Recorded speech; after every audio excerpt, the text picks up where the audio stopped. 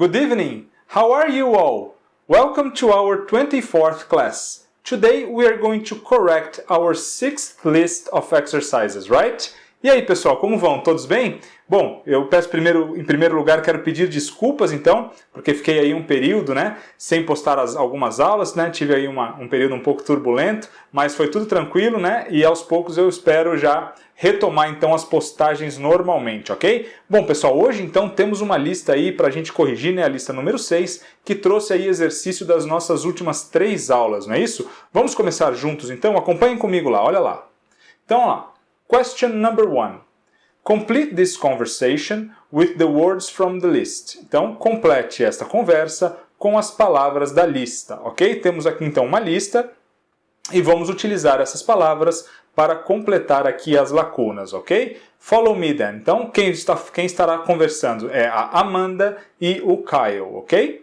Amanda, have you ever to Florianópolis? Lembram-se quando nós estudamos então lá o Present Perfect? Quando a gente queria perguntar para alguém se essa pessoa alguma vez já esteve em algum lugar. Lembram-se disso? Como nós estamos falando então sobre todo um período, nós podemos utilizar o Present Perfect, right? Porque existe então uma conexão com o presente. Então é algo que iniciou no passado e eu ainda quero saber, né? Ainda é relevante no presente. Então sempre que nós perguntamos o have you ever, é algo então que se refere a todo o período da vida de uma pessoa, ok? Então é você alguma vez já esteve ou você já esteve, joia? E qual é o verbo então que nós vamos usar? Igual em português, né? O verbo então você já esteve é o verbo to be, não é isso? Então como é que fica? Have you ever, na nossa listinha aqui, can, shouldn't miss, island, rich, delicious, been, expensive or should. A gente vai usar o been, right? Que é o verbo to be no past participle. Então vai ficar have you ever been to Florianópolis? Você já esteve em Florianópolis? E a resposta, né? Yes, I have. Sempre utilizando, então, nas respostas curtas, claro, sempre utilizando o auxiliar da pergunta. Olha só o auxiliar da pergunta. No present perfect não é o verbo have? Have you? Has he? Has she? Yes, I have. Yes, he has. Yes, she has, ok? Então é só utilizar, conforme a pergunta, a gente vai utilizar então o próprio auxiliar aqui para fazer a resposta curta. Vai ficar, portanto, então, yes, I have, it's a wonderful, é uma linda, uma maravilhosa, o quê? Florianópolis é o quê? A gente poderia chamar aqui can, shouldn't miss, island, não é isso? Então, olha só, Florianópolis é uma ilha. Então, ilha em inglês nós dizemos island, ok? Então, cuidado. Cuidado com a pronúncia porque nós escrevemos Island, ok? Mas na hora de pronunciar, a gente não pronuncia o S. Island. Island, ok? So, yes, I have. It's a wonderful island. Você já esteve em Florianópolis? Sim, eu já estive. É uma ilha maravilhosa, ok? E agora, olha só. What you do there? Qual é a pergunta? Bom, vamos ver aqui pela resposta para ver se a gente consegue entender a pergunta. You visit mercado público. Então, olha só, o Kyle está dando algumas informações, né, dicas, então, sobre aquilo que pode ser feito em Florianópolis, né? Olha só, aquilo que pode ser feito. Então, como é que nós podemos fazer essa pergunta? O que se pode fazer lá, não é? O que uma pessoa pode fazer lá em Florianópolis, aqui no caso. Então, a gente vai usar o verbo poder, que é o verbo can, não é isso? What can you do there? What can you do there? Então, lembram-se, essa pergunta, embora a gente utilize o you aqui como sujeito, né, que seria na tradução, o que você pode fazer lá? Na verdade, ela fica uma pergunta bem genérica, é o que se pode fazer lá, o que pode ser feito, ok? Então, em inglês, a gente pode usar o you nesses casos para tornar a pergunta mais genérica. Ele não quer saber exatamente o que só você pode, ok? O que pode ser feito por qualquer pessoa, tá legal? Então, what can you do there? O que se pode fazer lá? E agora ele vai dizer o quê? Você pode visitar, você deve visitar, né? Você deveria visitar. Então temos algumas opções aqui. Vamos procurar na listinha lá. Eu poderia usar aqui o shouldn't miss. O que é que significa shouldn't miss mesmo? Shouldn't miss é você não deveria perder. Olha só, você não deveria perder visitar. Ficou estranho, né? Já tem um verbo depois do should, que é o verbo to miss. Aqui nesse caso, nós traduziríamos por perder, ok? Então, a gente não vai poder usar o shouldn't miss, porque depois do should já tem o verbo principal, que é o miss. Eu não poderia usar ainda um terceiro verbo, ok? Então, shouldn't miss não cabe. Reach não faz sentido, né? You reach, não. Delicious também não. Precisamos de um verbo, né? Um verbo modal. Expensive também não, então a gente vai usar só o should. Aqui sim, olha só. You should visit. You should visit. Você deveria visitar. You should visit mercado público. The food is, a comida é deliciosa. The food is delicious. The food is delicious, ok? Are there nice beaches to see? Não? Então, há praias belas para ver?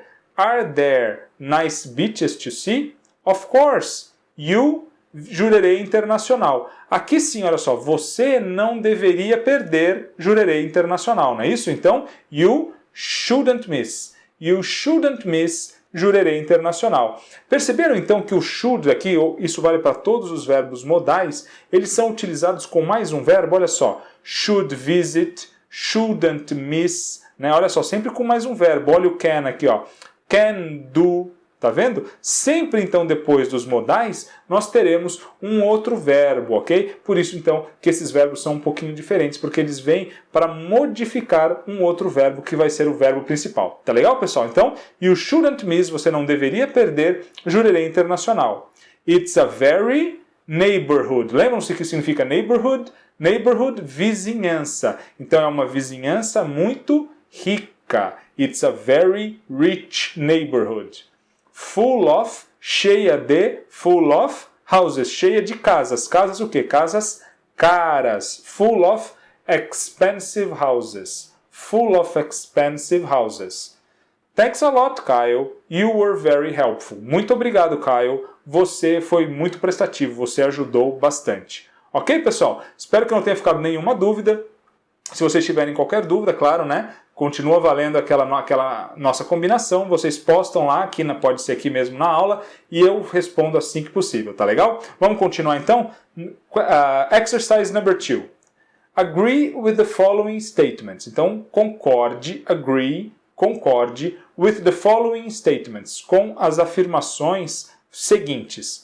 More than one answer is possible. Mais de uma resposta é possível, ok? Então eu vou trazer aqui as duas principais respostas. Lembram-se? Então, na afirmativa a gente pode usar o so e o to. Lembrando que o so normalmente fica no começo da frase e o to no final, não é isso? E na negativa, quando a frase é negativa e a gente quer concordar com aquela frase, a gente pode usar o either se na frase tiver o not. Ou nós vamos usar o neither se na frase não tiver o not, né? Porque o neither já é negativo, não precisa usar o not junto com ele. Na verdade, não pode usar o not junto, tá bom? Vamos pelo exemplo aqui que vocês não vão ter dúvidas. Olha lá. I love healthy food. I love healthy food. Eu amo comida saudável. Bom, primeira coisa, lembram-se que a gente sempre concorda usando o auxiliar? Qual é o auxiliar do verbo love? Love não é um verbo comum, não é um verbo do simple present. Qual é o auxiliar do simple present? É o do, não é isso? Então, I love healthy food, so do I. Eu também, so do I. Tá vendo? Olha só, eu vou usar o do, que é o auxiliar. Se eu fosse colocar essa frase, fazer uma pergunta, eu não usaria o do? Do you love healthy food? Você ama comida saudável? Se eu fosse fazer a negativa, eu também não usaria o auxiliar do. I don't love, eu não amo. I don't love healthy food, tá vendo? Então o do é o auxiliar aqui, por isso que a gente vai utilizá-lo então para fazer a concordância, né? Para a concordância no sentido realmente de concordar, né? Não a concordância verbal. Ok? Então, I love healthy food, so do I. E a outra opção com o to, I do too. I do too. Claro, pessoal, vocês podem me perguntar, mas professor, eu não poderia dizer I love healthy food too? Poderia, sem problema nenhum, ok? Essa daqui é só uma forma mais curta da gente fazer, né? Da gente conseguir concordar. Na verdade, lembram-se que eu falei na aula passada que nós então derrubamos o mito, né? O mito, qual é o mito? O mito é o me too, né? O me too, embora muito usado, né, pessoal? Então, continuem utilizando no dia a dia, não há problema nenhum, todo mundo usa, mas nós vimos então que o me too é linguagem coloquial e informal. A gente não pode escrever, não pode usar em textos, ok? Então essa daqui seriam formas da gente substituir o me too, ok? Ou seja, fazer então concordar de uma forma curta, ok? So do I do too, ok? Vamos juntos então, continuando, olha só, letter B. I can't stand bland food. I can't stand bland food. Então, eu não suporto. Lembram-se desse phrasal verb aqui? I can't stand significa eu não suporto, não tolero. Bland food, comida sem tempero, comida sem graça, ok? Então, olha só, essa frase, em primeiro lugar, ela está na negativa. Então, nós vamos ter que usar o either ou o neither, não é isso? Eu não posso usar o so e o to aqui, porque a frase está na negativa. Então, nós vamos usar either ou neither. E agora, qual é o verbo auxiliar aqui? Nós não temos um modal verb? O modal verb, uma das características dele, não é justamente ser o seu próprio auxiliar? Então, nós vamos utilizar o próprio can, não é isso? Então, I can't stand, neither can I. Neither can I. E, se eu não utilizar para utilizar o not, eu vou dizer então I can't either. I can't either. Então, de novo, a grande diferença entre o either e o neither, ambos podem ser utilizados para a mesma coisa, mas a grande diferença é, quando eu uso neither, eu não uso not, porque o neither já está na negativa, ok? E o can't, olha só, tá vendo o not aqui junto com o can't? Ele só está abreviado, né? Nós só fizemos a contração. Cannot, então nós contraímos o not. Olha só, quando tem o not, então, a gente usa o either. Uma outra maneira de pensar, para facilitar, é só lembrar, o neither seria uma espécie de not either, ok? Então o neither já tem o not, por isso eu não posso usar de novo. Tá legal? Tranquilo, sem problemas? Vamos continuar agora um pouco mais rápido, olha lá. Letter C. I'm not a big fan of French fries. Né? Então eu não sou um grande fã de batatas fritas. I'm not a big fan of French fries. Então aqui verbo to be, tranquilo, mas espera aí. Negativa ou afirmativa? Negativa. Olha o not aqui, já sabemos. Either e neither, né? E vamos usar qual verbo mesmo? O auxiliar do verbo to be qual é? É o próprio verbo to be, não é isso? Então vamos lá. I am not a big fan. Neither am I. I'm not either. Neither am I. I'm not either, ok? Então eu também não sou um grande fã de batatas fritas, alright? Letter D. I can eat greasy food all day. Eu posso comer comida gordurosa o dia todo. I can eat greasy food all day. Então olha só, na afirmativa usando o can, modal verb. Então vamos usar o so e o to, e o verbo, claro, é o próprio can, que é o modal verb, ok? Então vai ficar so can I can too. I can eat greasy food all day. So can I can too. Ok? I don't enjoy Mexican food. Olha só, aqui já mostrou para nós auxiliar, né? Tranquilo. Então, o enjoy, ele é um verbo aqui no simple present. Então, I don't enjoy. Está na negativa. Vamos usar either or neither. Não é isso? Então, vai ficar neither do I don't either. Neither do I don't either. Very simple, ok? Now, I am crazy about desserts. I am crazy about desserts. Né? Eu sou maluco, eu sou doido por sobremesas. I am crazy about desserts. Então, de novo, verbo to be na afirmativa, right? So am I am too. Eu também. So am I am too. I am crazy about desserts too. Ok? Tranquilo? E, finalmente, number 3. Complete this conversation. Então aqui é uma conversa num restaurante, né? Algo muito útil, muito prático para quem vai viajar. Então vamos lá, olha só. Quem é que está conversando? Nós temos o waiter. Quem é o waiter mesmo? É o garçom. E nós temos um customer. Customer é o freguês, o cliente, ok? Então olha lá, o que o waiter vai perguntar? I take your order. Como é que pergunta isso, né? Posso anotar o seu pedido, né? Take your order. Então a gente vai poder usar aqui dois verbos, ok? O mais comum é o may. May I take your order? Posso anotar o seu pedido? Posso pegar o seu pedido? E o outro que seria possível, se você colocou aí também estaria correto, é o can. Can I take your order? Posso pegar, anotar o seu pedido, ok? May or can. Ambos aqui estariam corretos, alright? E aí o garçom, então, customer answers.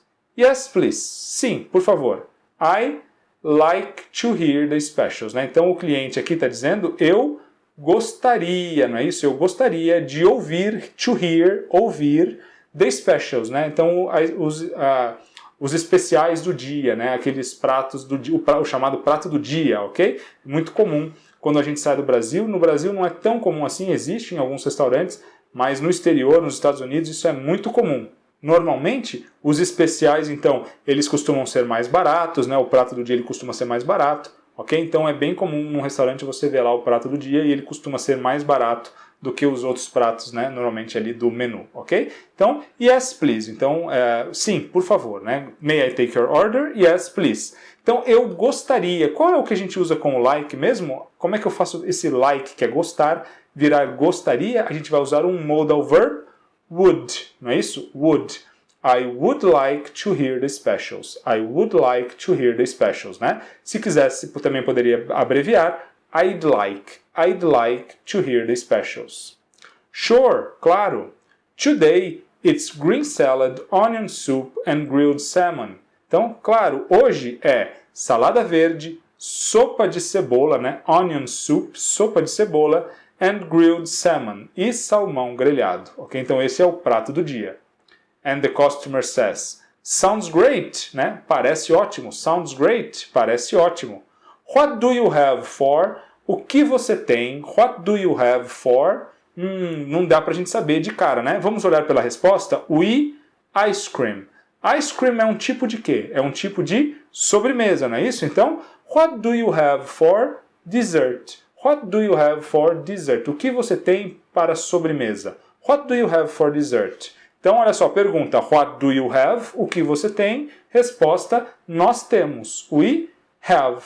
We have ice cream, apple pie and cheesecake. Né? Nós temos sorvete, ice cream, apple pie, torta de maçã and cheesecake e bolo de e torta de queijo, né? Cheesecake, torta de queijo, bolo de queijo, ok? E então o freguês vai dizer I have the cheesecake, please. Qual que é o modal verb que a gente usa com o have, né? Com o like, normalmente a gente usa o would. E com o have, a gente não usa o would normalmente. I would have. Ficaria estranho, né? Eu teria. Não faz nem em português a gente usa, não faz tanto sentido. Então a gente vai usar o eu terei. I will have. I will have the cheesecake, please. Eu quero o cheesecake, por favor, ok? Eu terei, eu gostaria do cheesecake, por favor, ok? I will have. Então percebam que nesses casos aqui, tanto would like como will have, eles têm um sentido muito parecido, ok? Então vocês podem aqui até intercambiar, né? I will have, I would like the cheesecake, please. Aqui teria o mesmo sentido, ok? E agora, o que o garçom está perguntando? Olha só, anything, algo ou alguma coisa. O que ele quer perguntar? Algo mais? Mais alguma coisa? Não é isso que ele quer perguntar? Então vai ficar anything. Lembram-se como perguntar isso? Anything else. Anything else? Algo mais? E o freguês finalmente então? No, thank you. Não, obrigado. That, isso, o que ele vai dizer agora? Lembram-se? Isso será tudo. Isso será tudo. Lembram-se como nós podemos dizer então isso será tudo? Então that já está aqui, né? O isso, that. Então será. Lembram-se? É o verbo to be no futuro. Então nós vamos usar that will be. Isso será tudo. All. That will be all. Isso será tudo. Não, nada mais. Isso é tudo. That will be all. Ok, pessoal? Então espero que isso aqui seja bastante útil aí. Caso alguém de vocês aí esteja planejando uma viagem, podem já então num restaurante aí fazer pedido e conversar aí sem problema nenhum, né? Só praticar ali o nome das comidas agora que vão estar aí no menu, tá legal? Bom, na próxima aula então teremos uma aula muito legal, muito tranquila, e eu acho que vocês vão gostar bastante, que é uma aula sobre os superlativos. Lembram que nós vimos então algumas aulas atrás? Nós vimos os comparativos de superioridade, não é isso? Mais bonito, more beautiful, more intelligent. E também quando o adjetivo era curto, a gente só acrescentava o ER, lembra? Better, bigger, larger. Lembram-se disso? Então agora a gente vai ver, ao invés de comparar, né, aquilo que é maior do que, melhor do que, né? Então foi isso que nós vimos. Nós agora veremos então o maior, o melhor, o mais bonito. Tá bom? Então vai ser uma aula bem legal, eu vou conseguir trazer para vocês aqui algumas curiosidades, né? Sobre coisas que são as maiores, as mais pesadas. Então eu vou trazer uma aula, tentar fazer uma aula com bastante informação interessante para a gente então conseguir fazer uma aula bem legal para aprender aí os superlativos, tá joia? Volto a agradecer então todos vocês que vêm me acompanhando, que vêm mandando mensagem e que têm tido paciência aí com essas postagens agora que eu acabei ficando um tempo sem conseguir postar com muita frequência. Eu espero que em breve isso, né, se resolva e eu volte aí a postar mais aulas aí durante a semana, mas eu vou fazer sempre o possível para postar pelo menos uma aula para vocês por semana, tá legal? Meu compromisso com vocês continua, o nosso curso não vai parar, podem ficar tranquilos. Quero desejar então a todos aí uma boa semana. Thank you all. Thanks for watching. See you next class.